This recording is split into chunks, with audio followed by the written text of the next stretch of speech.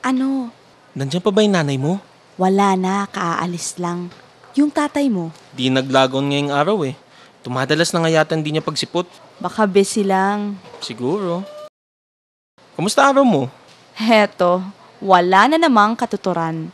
Wala na kaming ginawa kundi tumambay dito at maghanap ng boyfriend. Ay, ako na yata ang pinakamalanting character sa buong Midgard.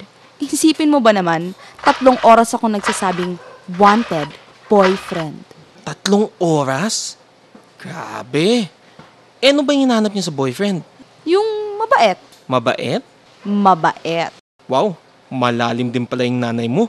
Mabait meaning mayaman, maraming zenis, at willing na mag-share. Siyempre, huhot-hotan niya para makabili siya ng kung ano-ano. I'm sure, magpapabili yun ng diamond ring, golden gear, at saka mink coat. Ba't di niya lang kalabanin yung mga desert wolves para makakuha siya ng mink coat? Bakit pa siya magpapakapagod kung may magbibigay naman, diba?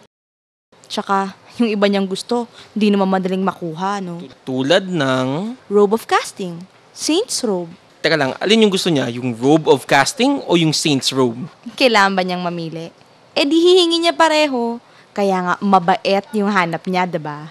Yung ba talagang hanap mo sa isang boyfriend? Didn't we just have this conversation? Mabait nga, diba? Alam ko ang gusto ng nanay mo. Ang tanong ko, ano yung hanap mo sa isang boyfriend? Ako?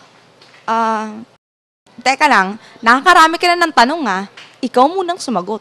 Wala ka namang tanong eh. Sige. Unang tanong. Bakit ka naging swordsman? Kasi, gusto ng tatay ko. Nung novice pa ako, naisip kong maging bard.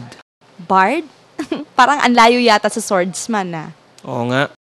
Gusto ko kasing magdala ng kasiyahan sa buhay ng mga tao. Yung gusto ko yung makita yung kanilang mga ngiti.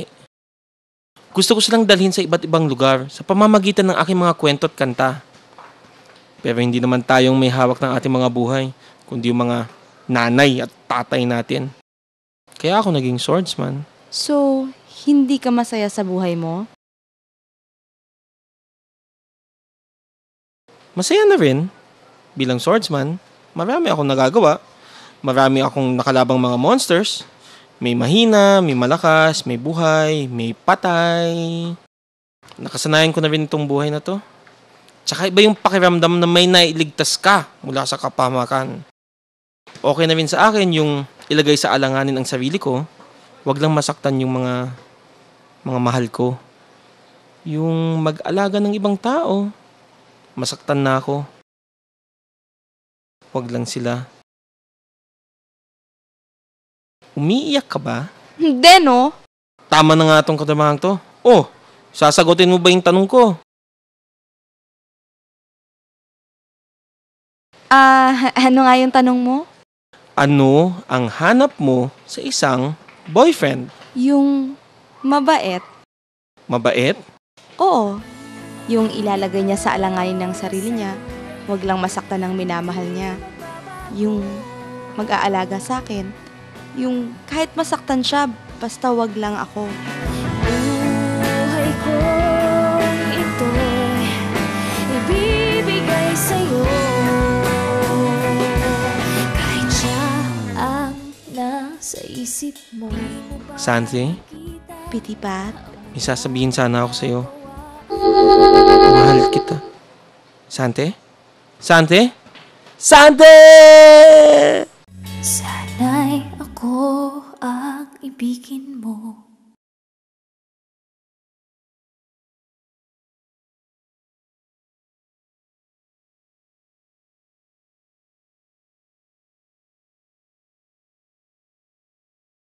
This is the way we rock it. This is the way we make you move. Rock, rock it, hey. This is the way we rock it. This is the way we make you move. Rock, rock it, hey. Every day I get up and do my routine, but when the